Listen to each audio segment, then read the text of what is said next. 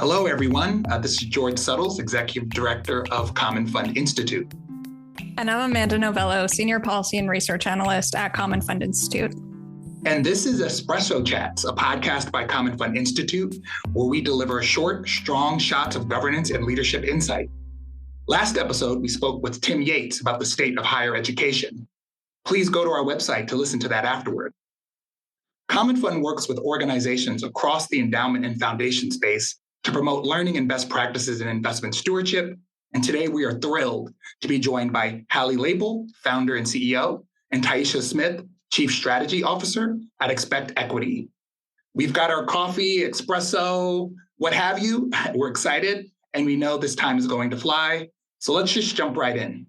Hallie, Tyeshia, welcome.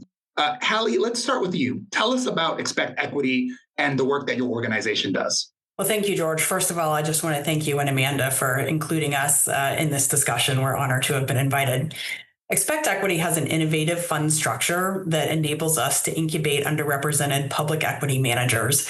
They get 3 years to invest and build a track record and to develop relationships with institutional LPs with the hope and expectation that at the end of 3 years, they launch independent firms and at-scale funds. So we have a single goal, which is to catalyze the launch of firms run and owned by underrepresented managers at scale.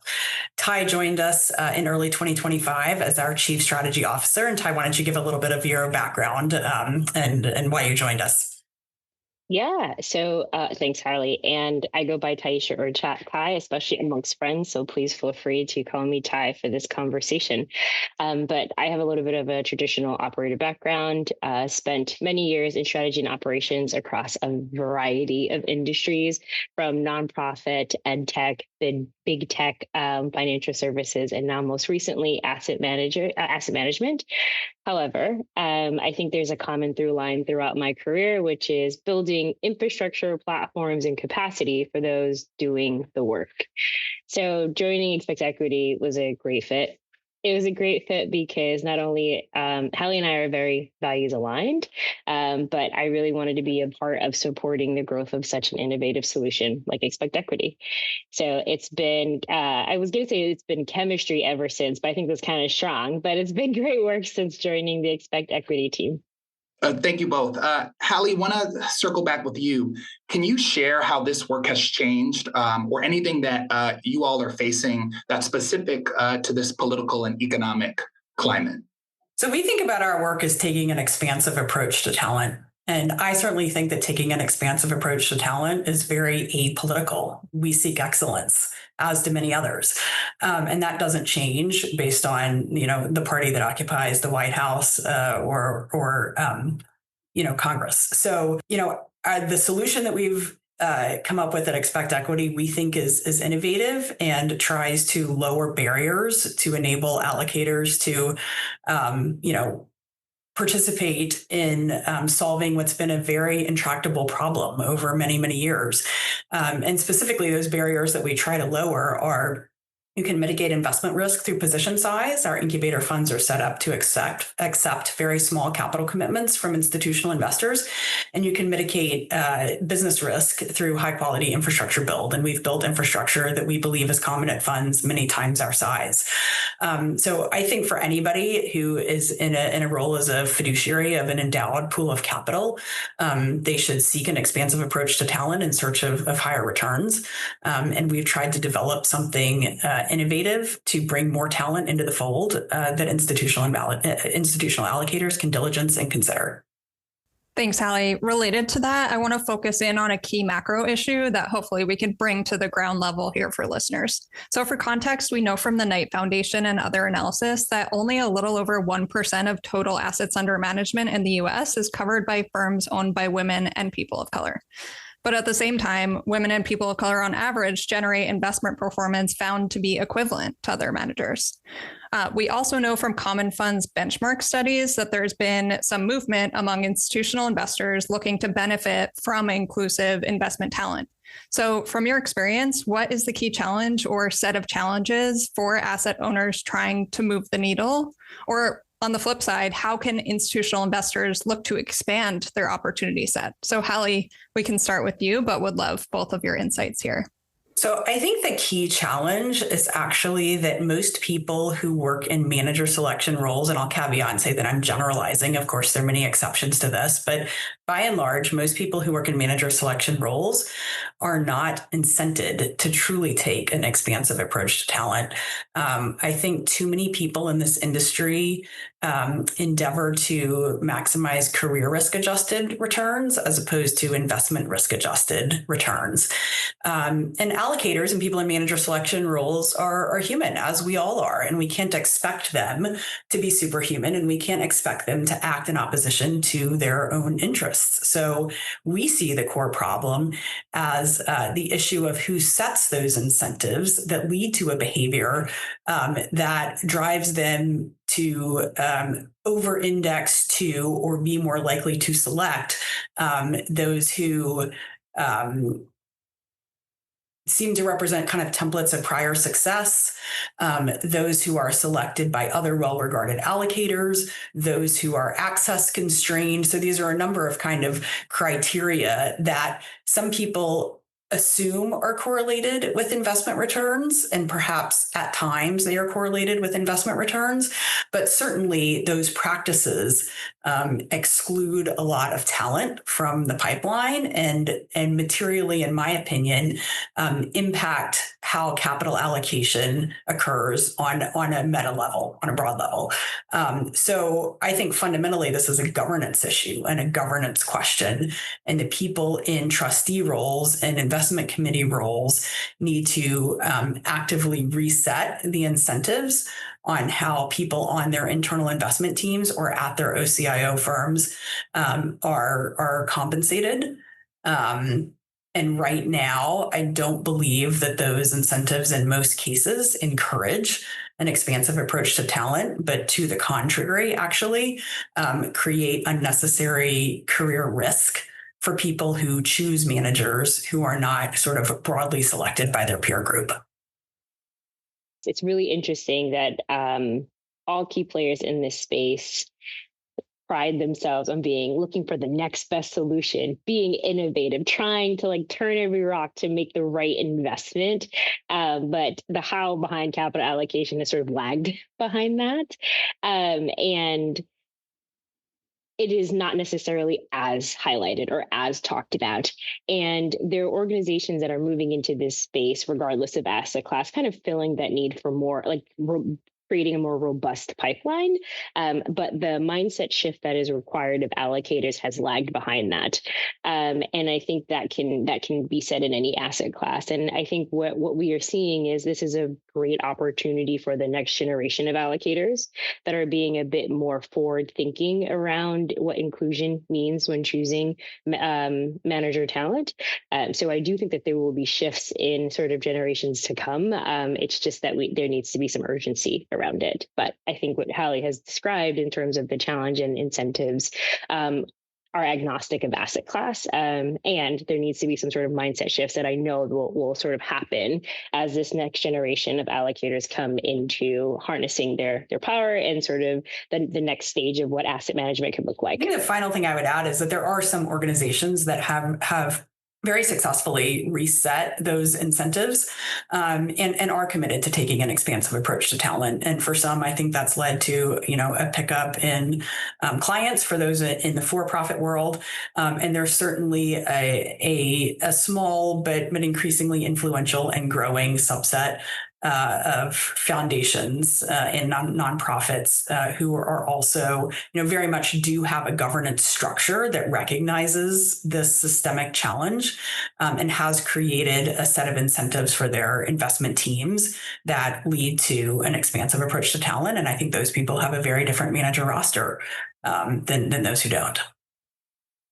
Hallie, Ty, what's really, really interesting is that fundamentally what it sounds like is that you're, because you mentioned, fiduciary duty and governance, it sounds like, and you all can correct me if I'm wrong and you can push back if I'm misrepresenting this, but it sounds like fundamentally what you're saying is, or what you're providing is an opportunity to be a more prudent investor and a more responsible fiduciary.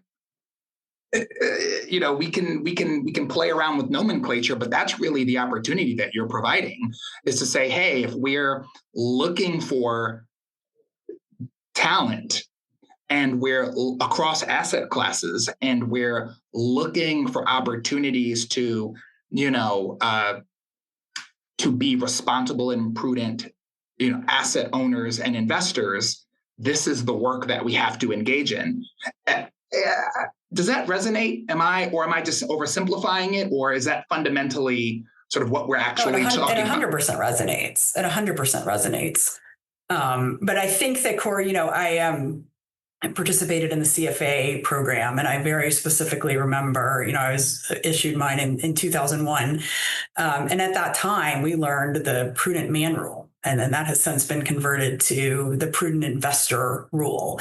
But the way people think about carrying out fiduciary duty in terms of being a prudent investor, I think has been sort of collectively via protocol decided that should mean choosing people that others like you choose, as opposed to doing things that are different and innovative. So when the definition of prudence doesn't necessarily lead towards maximizing long-term risk-adjusted investment returns, but rather leads to making choices that feel safe and comfortable because other people have made those choices. Like, the construct is that the protection and risk aversion exists in in being aligned with the group instead of being different from the group. Now, obviously, there's human psychology behind that, and there are reasons why people are comfortable with that. And I am not a social scientist. That's not my area. But what you're saying completely resonates with me. And I think you're seeing this kind of intersection of, human psychology, long-term protocol. This is the way things have always been done. So this is the way we are comfortable doing them tomorrow, even though that doesn't necessarily lead to the best long-term returns for these institutions, in our view.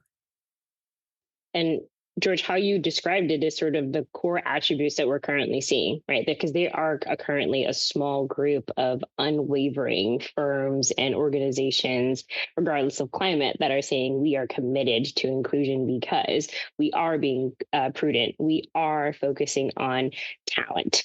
We are going to ensure that regardless of this manager being an emerging manager or someone that we deem as non-traditional, we are still going to look at them within the main portfolio. There are success stories around ensuring that there are very clear metrics across all managers for performance. So I share all that to say what it resonates because we see it. We want to see more of it, but we're currently seeing these success stories with those that are being more public with wanting to do what's best within their fiduciary responsibility. Ty, that's really interesting, and I want to sort of pull on that thread. Are there substantive success stories that may inspire listeners to think differently about their own practices that you might be able to share? Yeah, I'll dive more into sort of the core attributes of those success stories that we have seen, because what I'm hearing is like success stories from asset owners and asset allocators that are truly being committed to inclusion and being innovative in a space that thrives on innovation. So some of those core attributes are around, what does it truly mean to consider all managers? Does it mean slicing out a niche portfolio for those clients that have asked for it, or truly saying, nope, this is a talented, high quality manager. They should be in the main portfolio pool? Is it sourcing from all types of places when thinking about managers? So soft intros are the standard and are effective, but they should not be the sole, or if not the top two that allocators are looking to when trying to build pipeline, because there are so many partner organizations that are there wanting to provide opportunity for managers that don't necessarily fit within a specific check the box. And then lastly, I kind of touched a little bit on this, which is around those metrics. We at Expect Equity think a lot about like how we hold ourselves accountable to the work that we are doing. And what we've seen in successful stories are allocators that are thinking about, well, what are the metrics that are going to essentially put our money where our mouth is? Like we say that we are truly aligned to this. Are we tracking that? Are we thinking about what's the AUM that we're allocating to emerging versus more mature managers? What does it look like when we have underperformance, and is that underperformance consistent across manager? Like, what are the questions that we are starting to ask? Those are some of the things that we have seen larger institutions say. This is what we are doing, and now we are truly showing that we are values aligned across our organization. And getting more robust managers within our selection process. I want to pose this question to you. What is exciting right now about Expect Equity's work, the role of your organization, and what are you seeing in the field more broadly? What positive movement are you seeing in the field more broadly that's exciting to you? One thing that I am excited about for Expect Equity is to be out there and meet all of the individuals that are in our ecosystem. We've met so many so far, but I share that to say, if you see us out in the field, if you see us out in the conferences, et cetera, please do join on the conversation. And we are learners, and we know that we aren't the only ones doing this work. So yeah, any ways that we can support sort of moving the needle on more capital allocation to asset managers of all backgrounds. Yeah, tune in. Awesome. And Amanda and I can attest to the fact that Hallie and Tyeshia are not only savvy investors, but they are delightful individuals to converse and interact with. So I would take them up on that offer. If you see them at a conference or a convening, come up to them, say hello. They are wonderful. Hallie, Tyeshia, thank you both so much for coming on and joining us. Really appreciate it. Amanda, as always, you were fantastic. And as for me, I did my best. If you liked this conversation and you want to hear more from leaders in the field, visit www.commonfunded.org/Espresso Chats to view the full playlist and subscribe on your preferred podcast platform. See you next episode. Bye.